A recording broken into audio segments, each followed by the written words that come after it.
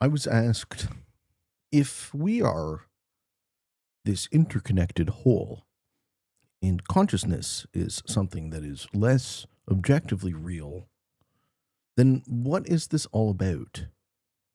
I would like your ideals on the subject, if you don't mind. My answer to this question is think of everything, all space, energy, matter, time, the entirety of all that exists. Imagine that expressed as an equation. Everything that ever is, was, will be equals E. What are you? You are a part of it, a tiny part of E. If we break ourselves down, we have a body, a mind, and a spirit. Different spiritual traditions like to quibble about that third one, but for the sake of this argument, deconstruct yourself. What your body is obvious, where it begins and where it ends. You can feel the boundary. Your skin meets the air. The molecules of your skin, you, touch the molecules of the air, not you.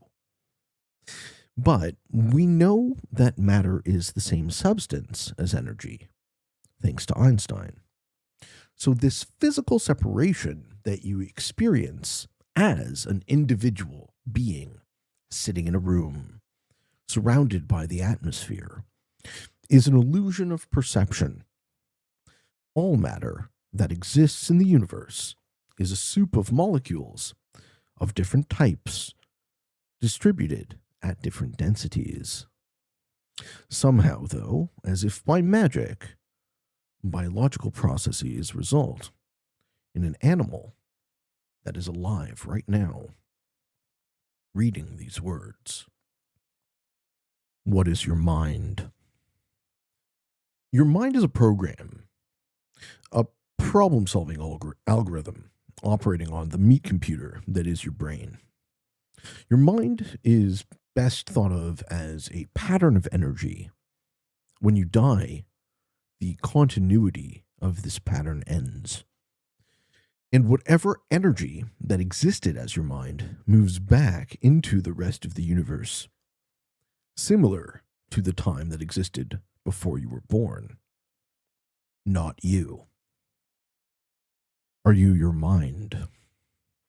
We are trained to identify with our minds, but it is one of those, only one of these three components.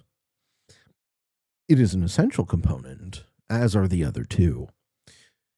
But when you say something like, I think that, what you're doing is modeling reality to the best of your ability, given the limitations of our senses. We are aware that we cannot perceive reality as it truly is, but rather only as an evolved ape's ability would allow for. We have a felt sense that we are experiencing reality, but we know our senses only give us the relevant slice of the electromagnetic spectrum that we can perceive as visible light. Only certain frequencies are perceptible as sound, etc.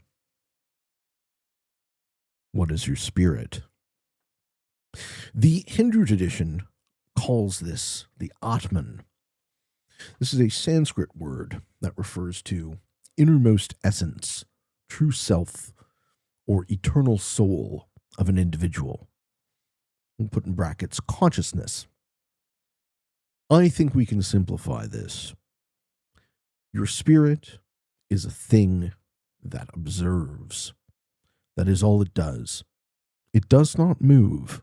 That's for the body. It does not think. That's for the mind. It just pays attention. There is a school of Hindu philosophy called Advaita Vedanta, non-dualism, which makes the claim that the Atman and what the Hindus call Brahman, E, are the same thing. And we experience desire and suffering because we fail to realize this. There is a hierarchy of the three facets of you. The mind controls the body and compels it to move. As a spiritual being, you can control your mind somewhat with practice and meditation. But you cannot choose to think a thought. Thought simply arises. But from where and why? My opinion. E is self-aware only inasmuch as it is able to experience itself subjectively. People are able to act as the inflection point between the infinite creative force of all existence while living temporary lives in a body that grows and then decays and then dies. We are both finite and infinite simultaneously.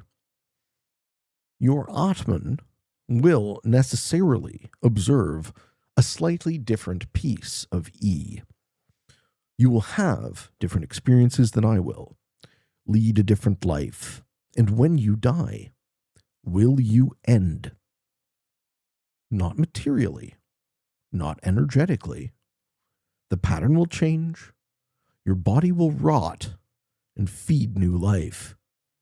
The energy that was your mind will transform into new patterns. But what of the Atman? Where does it go? Does it stop observing? Does it return to the whole?